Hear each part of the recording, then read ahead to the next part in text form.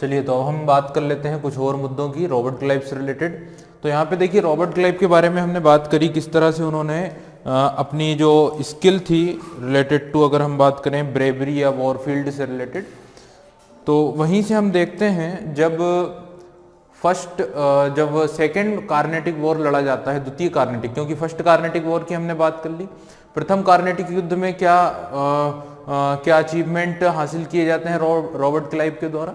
अब जब second Carnatic war होता है, द्वितीय जब कार्नेटिक युद्ध होता है, तो आप सभी को पता है सेकेंड कार्नेटिक वॉर 1749 से 1755 तक चलता है, ठीक है।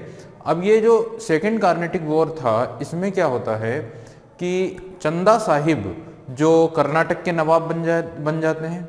चंदा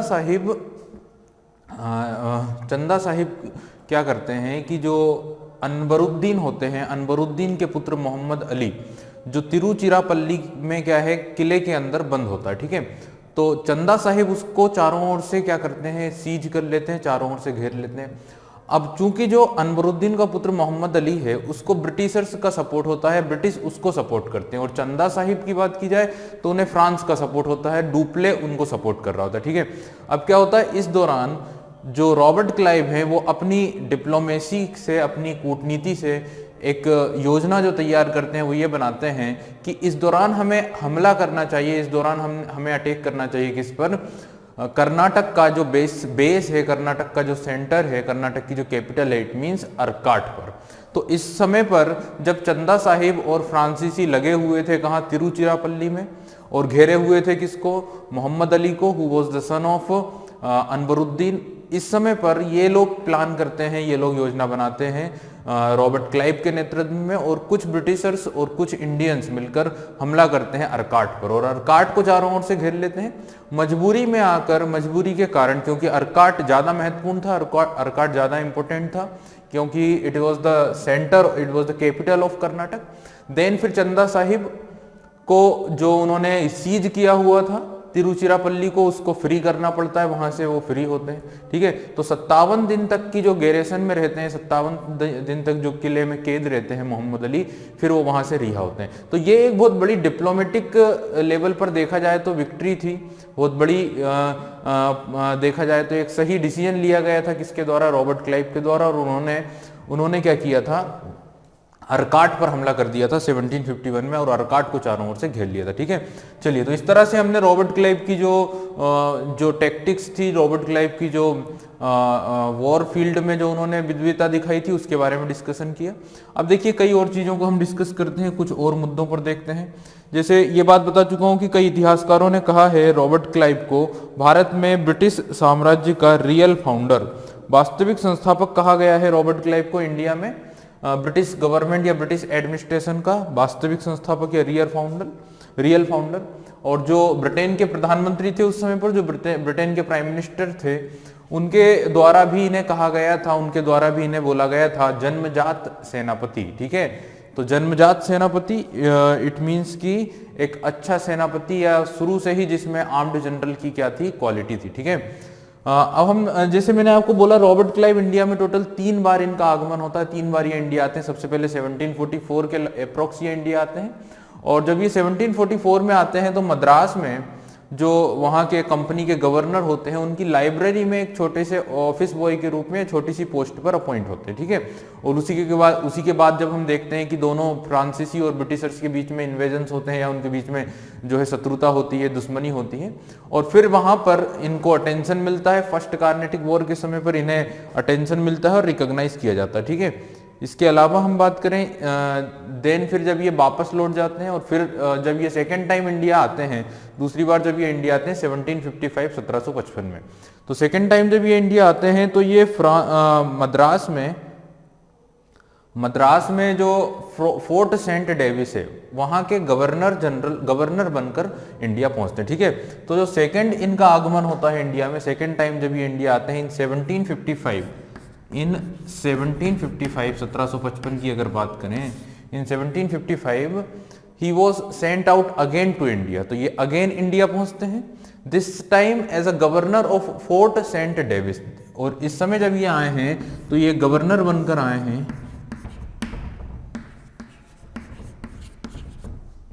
ऑफ फोर्ट सेंट डेविस। ठीक है, ये मद्रास के पास था फोर्ट सेंट डेविस। तो फोर्ट सेंट डेविस के गवर्नर बनाकर भेजा गया था किसे? रॉबर्ट क्लाइव को। ठीक है, और साथ ही साथ अगर देखा जाए तो इन्हें लेफ्टिनेंट कर्नल की भी पोस्ट दी गई थी, लेफ्टिनेंट कर्नल ऑफ आर्मी के लेफ्टिनेंट कर्नल के रूप में भी इन्हें भेजा गया था। ठीक है, अब देखिए आगे चलते हैं। अब जैसे ही ये इंडिया पहुंचते हैं 1755 में, कुछ ही समय के बाद इन्हें इंगेज होना पड़ता है कहां पर?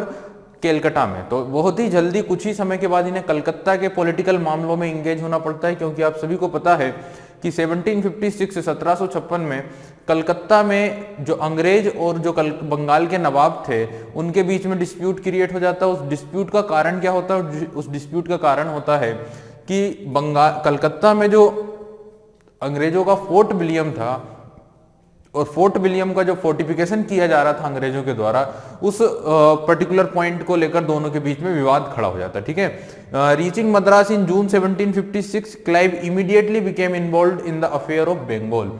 तो जैसे ही ये मद्रास पहुंचते हैं 1756 में, जून 1756 में, वैसे ही उन्हें इंगेज होना पड़ता है कहाँ के पॉलिटिकल अफेयर्स से, कहाँ के राजनीतिक मामलों से। तो इन्हें इंगेज होना पड़ता है कहाँ से? बंगाल से। ठीक है, The principal city of Calcutta had came to rival Madras as a trading centre. ठीक है, मद्रास और कलकत्ता की बात करें तो दोनों ही ट्रेडिंग सेंटर्स थे और दोनों में ही कंपैरिजन थी, दोनों में ही प्रतिद्वंदिता थी। And it's commerce was the most valuable in India, और वहां से जो व्यापार होता था वो काफी वैल्यूएबल था, काफी महत्वपूर्ण था। ठीक है, in 1756 dispute with British about fortifying the city caused a new nawab of Bengal Sirajuddaula to attack and capture fort.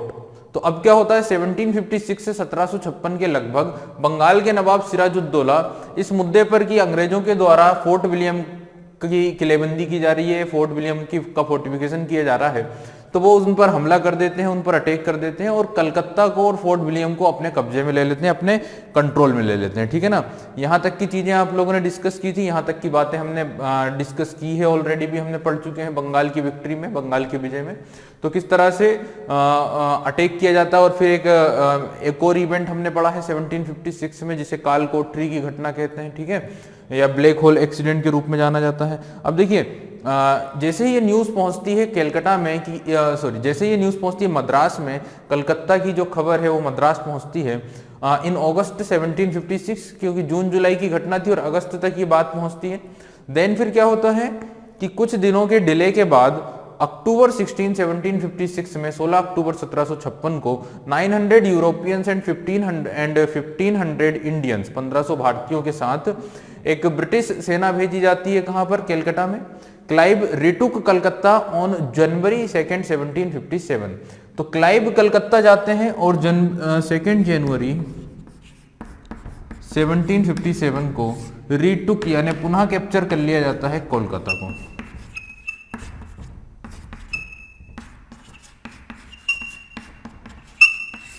ठीक है, तो कलकत्ता को पुनः क्या कर लिया जाता है? जीत लिया जाता है 2 जनवरी 1757 को, 2 जनवरी 1757 को। तो यहां पर अब क्या होता है, अब यहां से अगेन ये अपनी डिप्लोमेसी दिखाना शुरू करते हैं, अगेन अपनी कूटनीति बताना शुरू करते हैं। और सिराजुद्दौला के जितने भी सहयोगी थे, उनके जितने भी फैमिली मेंबर्स थे, उनके जितने भी आर्म्ड जनरल्स थे, और साथ ही कलकत्ता के जो इंपोर्टेंट पर्सन थे, उन सभी को अपनी ओर क्या कर लेते हैं? मिला लेते हैं। ठीक है, The forced of the Nawab to restore the company's privilege, pay compensation and allow the British to forty Calcutta। तो जब ये कलकत्ता को जीतते हैं उसके बाद इनकी जो ट्रीटी होती है, जिसे हम ट्रीटी ऑफ अलीनगर के नाम से जानते हैं, अलीनगर की जब संधि होती है between the nawab of Bengal and Robert Clive, इस ट्रीटी के बाद सारे के सारे जो राइट्स थे वो ईस्ट इंडिया कंपनी को वापस मिल जाते हैं। जैसे कि उन्हें फोर्टिफाइंग के राइट मिल जाते हैं, उन्हें वॉर कंपेंसेशन भी दिया जाता है, जो ये युद्ध हुआ था, जो अटैक हुआ था, उसका हर्जाना भी दिया जाता है। तो इस तरह से, और साथ ही जो उनको ट्रेडिंग के राइट्स थे, कंपनी के जो प्रिविलेजेस थे, वो उन्हें वापस मिल जाते हैं। ठीक है, कंपनी के जो पुराने जो अधिकार थे व्यापार के, वो सब मिल जाते हैं। तो इस तरह से चीजें होती हैं। लेकिन फिर हमें पता है कि 23 जून, क्योंकि अलीनगर की ट्रीटी ना अंग्रेजों को पसंद थी, ना बंगाल के नवाब को पसंद थी, लेकिन इस बीच में ये टाइम मिल जाता है अलीनगर की ट्रीटी के बाद। और आप सभी को पता है कि 23 जून सन 1757 को 23 जून 1757 में एक बैटल लड़ा जाता है जिसे हम बैटल ऑफ प्लासी के नाम से जानते हैं। तो प्लासी का युद्ध हो जाता है 1757 में, ठीक है। और इस युद्ध में, जो कि जीतना काफी मुश्किल था ब्रिटिशर्स के लिए, लेकिन इसे इतना इजी बना दिया जाता है, इतना आसान बना दिया जाता है कि इजीली इस युद्ध को ये कॉन्कर कर लेते हैं, इजीली इस युद्ध को क्या कर लेते हैं, जीत लेते हैं, ठीक है।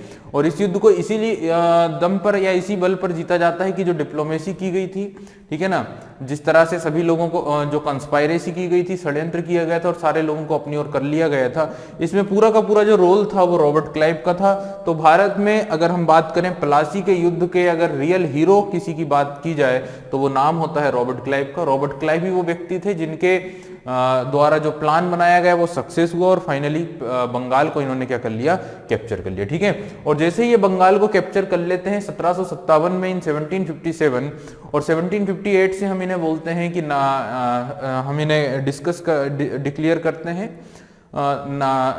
Governor of Bengal. तो 1757 या 1758 के अप्रोक्स इन्हें हम बंगाल के गवर्नर के रूप में देखते हैं और इनका ये फर्स्ट टेनर, पहला कार्यकाल शुरू होता है, ठीक है।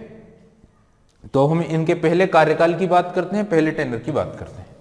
1758 टू 1760, 1758 से 1760, कई जगहों पर इसे 1757 भी लिखा मिल जाता है आप लोगों को, 1757 से 1760, तो दोनों ही सही है लगभग 1757 कहें या 58 कहें। देखिए यहाँ पे अगर बात की जाए तो पूरी तरह से अपने हाथों में प्रशासन नहीं लिया था, इनडायरेक्ट ही कंट्रोल था। इन्होंने सिराजुद्दौला की जगह अपने सबसे सहयोगी, अपने सबसे पसंदीदा व्यक्ति को बंगाल का नवाब बना दिया था। और हम सभी को पता है कि इनका सबसे पसंदीदा व्यक्ति कौन था, मीर जाफर था। तो मीर जाफर को ये अपॉइंट कर देते हैं as a nawab of Bengal, Bengal के नवाब के रूप में, ठीक है। अब देखिए इस बीच में ये लोग ये क्या कर लेते हैं, क्या क्या चीजें हैं जो वो हासिल करते हैं इस दौरान।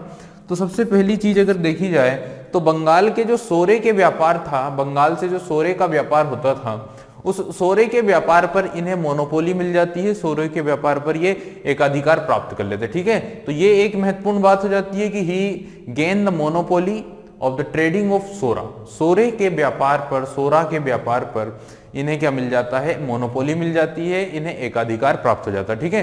तो ये इनका अचीवमेंट हो जाता है फर्स्ट टेनर में कि सोरे का एकाधिकार मिल जाता है ईस्ट इंडिया कंपनी को।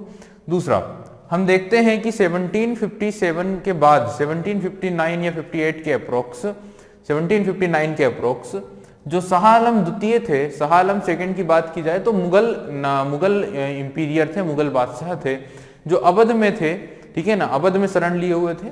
और मुगल बादशाह के द्वारा कोशिश की जाती है बंगाल को कंट्रोल करने की, बंगाल को पुनः मुगल साम्राज्य में शामिल करने की, क्योंकि ये खबर मिलती है उन्हें मुगल बादशाह को कि जो बंगाल है उस पर मीर जाफर और अंग्रेजों ने काफी कुछ कंट्रोल कर लिया है, ठीक है। इस तरह से मीर जाफर अंग्रेजों के पक्ष में चला गया है।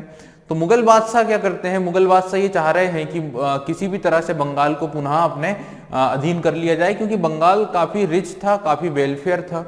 तो अब शाह आलम सेकंड कोशिश करते हैं बंगाल को रिकैप्चर करने की। इस काम में उनकी मदद की जाती है किसके द्वारा, इस काम में उनकी हेल्प करते हैं अवध के नवाब शुजा-उद-दौला भी, ठीक है।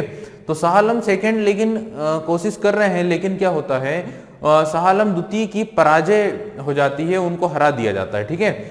और ये जो पराजय होती है, ये जो हार होती है शाह आलम सेकंड की, ये मीरन के द्वारा होती है। मीरन जो बिहार या पटना वाले रीजन में एक बड़ा सा जमींदार हुआ करता था, ठीक है, बड़ा सा लैंडलॉर्ड हुआ करता था, उनके द्वारा यहाँ पे हार हो जाती है। अब इसमें सपोर्ट किसका होता है, मीरन को सपोर्ट या सहायता किसकी होती है, तो यहाँ पे मीरन की सहायता करते हैं रॉबर्ट क्लाइव, ठीक है। तो यहाँ पे एक डिप्लोमेसी देखने को मिलती है शाह आलम सेकंड को हराने में, शाह आलम द्वितीय को हराने में, जिसमें वो हेल्प करते हैं किसकी, मीरन की, ठीक है।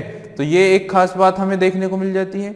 वहीं अगर हम बात करें तो हैदराबाद में फ्रांसीसियों का जो प्रभुत्व था, हैदराबाद में जो फ्रांसीसियों का कंट्रोल था, ठीक है, उस प्रभुत्व को, उस कंट्रोल को धीरे धीरे से रॉबर्ट क्लाइव क्या करते हैं, खत्म कर देते हैं। और पूरा का पूरा जो नॉर्दर्न सरकार तट है, जो नॉर्दर्न सरकार कोस्ट है, उसको अपने कंट्रोल में कर लेते हैं, उसको अपने अधीन कर लेते हैं। ठीक है, तो उत्तरी सरकार तट, नॉर्दर्न सरकार तट ब्रिटिशर्स के नियंत्रण में आ जाता है, ब्रिटिशर्स के कंट्रोल में आ जाता है रॉबर्ट क्लाइव के समय पर। क्योंकि जो फ्रांसीसी प्रभुत्व होता है, जो फ्रांसीसी कंट्रोल होता है, ठीक है, हैदराबाद में, वो खत्म कर दिया जाता है। आप सभी को पता है हैदराबाद के जो नवाब थे, हैदराबाद के जो निजाम थे, वो इनिशियली फ्रांस के नियंत्रण में थे, फ्रांस के सपोर्ट में थे, लेकिन बाद में वहां के जो नवाब होते हैं वो अंग्रेजों के सपोर्ट में जाते हैं। जैसे शुरू में नासिर जंग अंग्रेजों के ही सपोर्ट में थे, लेकिन जब नासिर जंग हार जाते हैं, उनकी मृत्यु हो जाती है, तब मुजफ्फर जंग और फिर सलाबत जंग, वो सब फ्रांसीसियों के सपोर्टर होते हैं।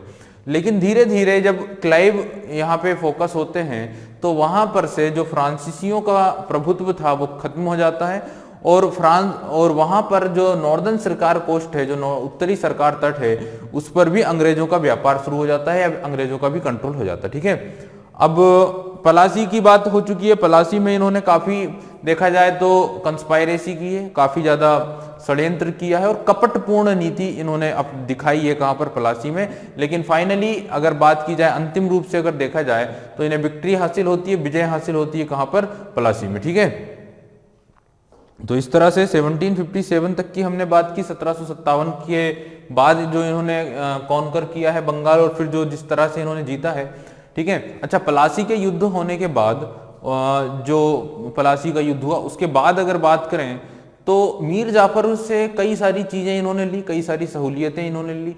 खासतौर से इन्होंने अपने आप को भी, अगर स्वयं के लेवल पर, खुद के लेवल पर अगर बात करें, तो इन्होंने एक बहुत बड़ा अमाउंट जो है मीर जाफर से क्या किया था, लिया था। ठीक है, मीर जाफर से खुद इंडिविजुअली अपने स्तर पर भी एक बहुत बड़ा अमाउंट रॉबर्ट क्लाइव ने लिया था, ठीक है, उपहार के रूप में। और जिस समय ये वापस ब्रिटेन जाते हैं, जिस समय ये लंदन वापस पहुंचते हैं, अगर बात की जाए 1760 में, उस समय इनके पास काफी ज्यादा प्रॉपर्टी होती है, काफी ज्यादा संपत्ति होती है, तो काफी संपत्ति लेकर ये ब्रिटेन पहुंचते हैं।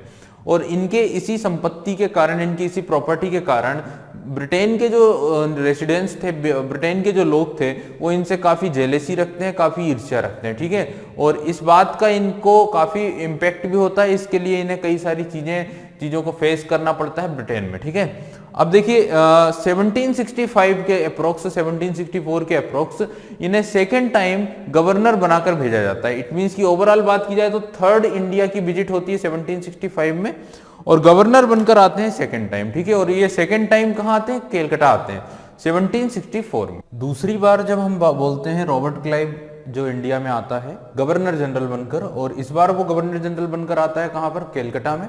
और ये ओवरऑल अगर बात की जाए तो उसकी थर्ड विजिट होती है। ठीक है, तीसरी बार जो वो इंडिया आता है, तो इन 1765 में ये इंडिया पहुंचता है, और 1767 तक इंडिया में रहता है। ठीक है, as a governor general, governor of Bengal, Bengal के गवर्नर के रूप में। ठीक है, अब ये जो आगमन हुआ है उसके पीछे का कारण क्या है उसको समझते हैं।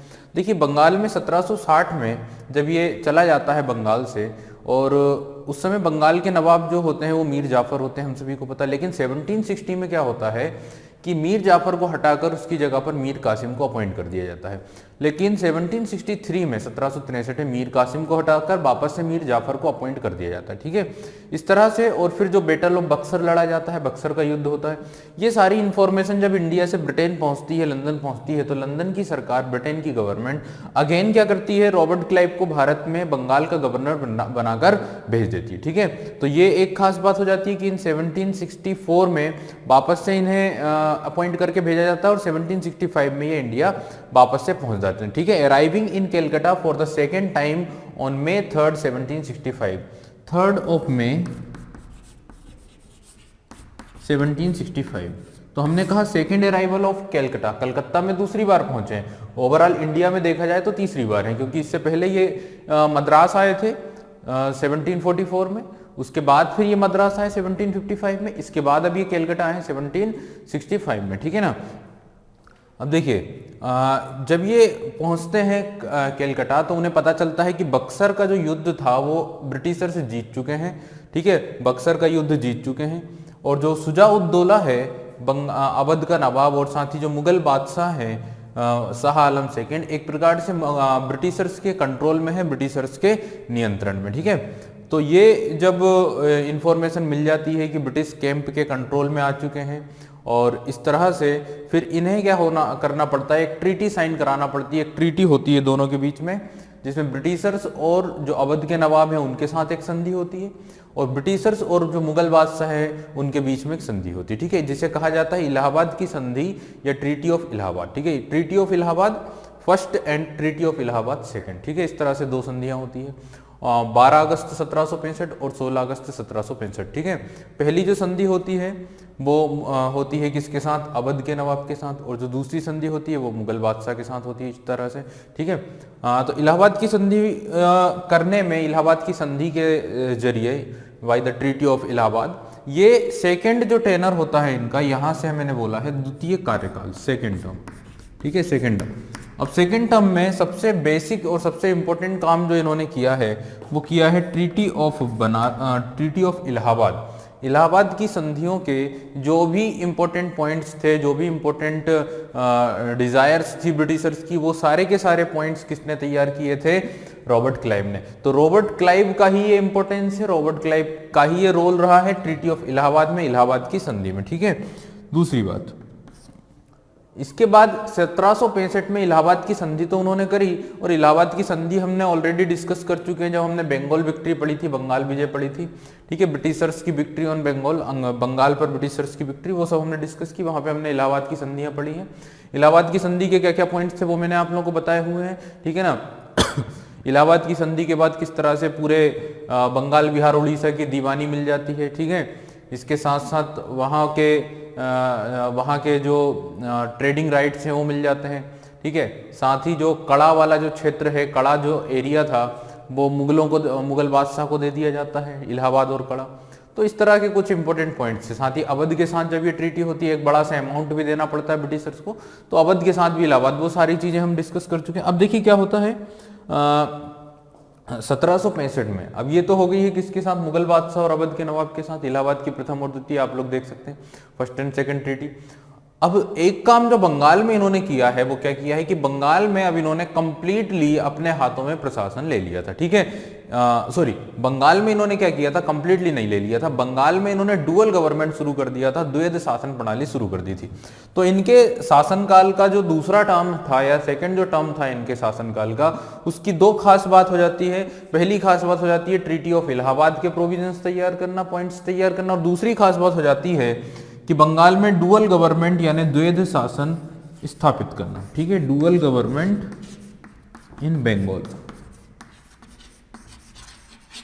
बंगाल में द्वैध शासन की स्थापना जो की गई थी वो इनके दूसरे शासनकाल में की गई थी। और ये द्वैध शासन क्या था, तो द्वैध शासन कुछ इस तरह से था कि जितने भी फाइनेंस से रिलेटेड मैटर्स थे, जितने भी दीवानी अधिकार थे वो कंपनी के हाथ में थे, और जितने भी एडमिनिस्ट्रेटिव से रिलेटेड, प्रशासन से संबंधित राइट्स थे, जितने भी निजामत के अधिकार थे, वो सब के सब नवाब को दिए गए थे, ठीक है। तो नवाब जो है वो कंट्रोल करता था सारे के सारे एडमिनिस्ट्रेटिव फंक्शंस को, और कंपनी कंट्रोल करती थी सारे के सारे फाइनेंशियल मैटर को, टैक्सेशन से रिलेटेड मैटर्स को, इट मींस दीवानी अधिकारों को, ठीक है। और ये जो सिस्टम था, ये जो प्रणाली थी, ये डेवलप करी थी किसके समय पर, किसके द्वारा, रॉबर्ट क्लाइव के द्वारा, ठीक है। तो द्वैध शासन प्रणाली की हम बात करते हैं। इसके अलावा इन्होंने क्या किया था, इन्होंने आर्मी में या सेना में जो दोहरा भत्ता दिया जाता था सैनिकों को, उसे देना बंद कर दिया था, ठीक है। आर्मी में क्या होता था, सोल्जर्स दो दो जगहों से सैलरी लेते थे, एक तो ब्रिटिश आर्मी से सैलरी ले रहे हैं और दूसरे इंडियन रूलर्स से सैलरी ले रहे थे। तो उन्हें ये जो डबल भत्ता था उसको खत्म कर दिया गया है, और सिर्फ अब ये जो सोल्जर्स हैं सिर्फ कहां से सैलरी लेंगे, इंडियन रूलर्स से, ठीक है। कुछ इस तरह के प्रोविजंस इन्होंने बनाए। इनके नाम पर एक फंड क्रिएट किया गया था, इनके नाम पर एक फंड बनाया गया था, ठीक है, जिसे कहा जाता है लॉर्ड क्लाइव फंड। और ये जो लॉर्ड क्लाइव फंड था, ये सेना में जो जख्मी हुए सोल्जर्स थे, सेना में जो इंजर्ड हुए सोल्जर्स थे, उनके लिए बनाया गया फंड था लॉर्ड क्लाइव फंड। तो इनके नाम पर ही लॉर्ड क्लाइव फंड की स्थापना की गई थी, ठीक है। कंपनी के कर्मचारी जो थे उस समय पर, आप सभी को पता है, कंपनी के जो एम्प्लॉइज हुआ करते थे उनकी सैलरी काफी कम हुआ करती थी, उनके वेतन काफी कम हुआ करते थे, ठीक है ना। लेकिन उन्हें अपना जो प्राइवेट ट्रेड था, अपना जो निजी व्यापार था वो करने के अधिकार थे। तो कंपनी के व्यापारी अपना निजी व्यापार करते थे, ठीक है। इस कारण से काफी करप्शन था, काफी भ्रष्टाचार था और काफी अव्यवस्था थी। और यहाँ इस कारण से क्या होता, कंपनी के जो प्रॉफिट था उस पर भी बड़ा प्रभाव पड़ता था। तो इन्होंने कंपनी के व्यापारियों पर, कंपनी के जो कर्मचारी थे, जो एम्प्लॉय थे, उनके निजी व्यापार को बंद करने के भी क्या दिए थे, आदेश दिए थे, ठीक है। He ordered to close all the private trade of the employees of East India Company. इन्होंने ईस्ट इंडिया कंपनी के एम्प्लॉइज के द्वारा किया जाने वाला जो निजी व्यापार था उसको बंद करने के भी आदेश दिए थे, ठीक है। कंपनी के जो कर्मचारी होते थे, कंपनी के जो एम्प्लॉइज होते थे, ये भेंट या उपहार लिया करते थे, गिफ्ट लिया करते थे इंडियन रूलर्स से, भारतीय शासकों से, ठीक है। तो साथ ही इन्होंने क्या किया है, कंपनी के व्यापारियों द्वारा, कंपनी के कर्मचारियों द्वारा भेंट लेने और उपहार लेने की जो प्रथा थी, या ये सारे जो एक्टिविटी ये लोग परफॉर्म करते थे, इसे भी क्या किया गया, बंद करने की व्यवस्था अपनाई थी, इसे भी समाप्त करने की कोशिश इन्होंने की थी, ठीक है। ये कुछ इंपॉर्टेंट पॉइंट थे, ये कुछ इंपॉर्टेंट कार्य थे जो रॉबर्ट क्लाइव के द्वारा किए गए थे अपने सेकेंड टर्म, अपने दूसरे कार्यकाल में, जो 1765 से 1767 तक रहता है, ठीक है। तो भारत में हम बात करें, क्लाइव के शासन को ब्रिटिश प्रशासन या ब्रिटिश साम्राज्य के स्थापना का हम बोल सकते हैं कि इन्होंने एक प्रकार से एक रियल फाउंडर है।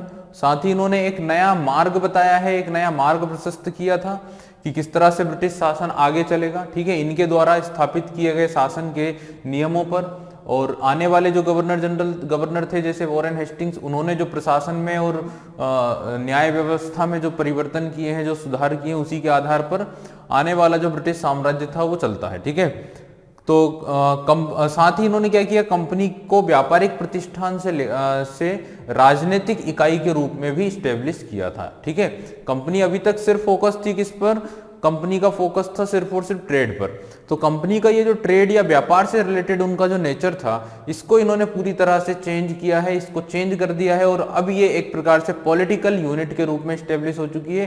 पॉलिटिकली स्ट्रॉन्ग करने में इन्होंने काफी इंपॉर्टेंट रोल निभाया था, ठीक है, कंपनी को राजनीतिक रूप से मजबूत बनाने में, ठीक है। ये एक उच्च स्तरीय के या हाई लेवल के एक डिप्लोमेट के रूप में जाने जाते हैं, कूटनीतिज्ञ के रूप में जाने जाते हैं। कई मौकों पर हमें इनकी कूटनीति दिखाई देती है, जैसे कि हम बात करें first Carnatic war, second Carnatic war, battle of Plassey, ठीक है।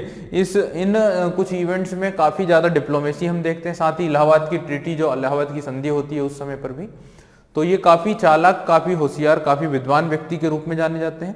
और अपनी कूटनीतिज्ञता के बल पर ही इन्होंने क्या किया था, कर्नाटक के दूसरे युद्ध में अंग्रेजों की संभावित हार को भी जीत में बदल दिया था, ठीक है। अंग्रेज इनिशियल लेवल पर हार गए थे, लेकिन धीरे धीरे काफी कोशिशें की हैं रॉबर्ट क्लाइव ने। जैसे कि मैंने बताया कि उन्होंने अर्काट पर हमला किया और अर्काट को चारों ओर से घेर लिया था।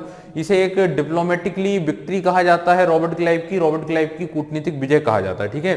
क्लाइव ने अगर देखा जाए तो हॉलैंड और फ्रांस जैसी जो शक्तियों का प्रभाव था भारत में, उसे हमेशा के लिए क्या कर दिया था, समाप्त कर दिया था। क्योंकि अगर बात की जाए हॉलैंड की यानी नीदरलैंड की या डचों की, तो डचों के साथ इन्होंने एक युद्ध लड़ा था जिसे बोला जाता है बैटल ऑफ चुनसुरा, ठीक है। बैटल ऑफ चुनसुरा लड़ा गया था, जिसे बैटल ऑफ बेदरा भी कहते हैं 1759 में। 1759 में जिसे बैटल ऑफ हुगली भी कहा जाता है, क्योंकि हुगली के पास ही हुआ था बैटल ऑफ चुनसुरा या बैटल ऑफ बेदरा। इस युद्ध में इन्होंने डचों को पराजित किया, और डचों की जो प्रॉब्लम थी ब्रिटिशर्स के लिए फाइनली पूरी तरह से खत्म हो गई थी, और उनके बीच में भी समझौता हो गया था। तो बेदरा के युद्ध में, चुनसुरा के युद्ध में या फिर हुगली के युद्ध में इन्होंने किसे पराजित कर दिया था, डचों को। फ्रांसीसियों की बात की जाए तो फ्रांसीसियों का जो पहला, और अंग्रेजों के साथ फ्रांसीसियों का जो पहला युद्ध होता है वो 46 से 48 तक होता है।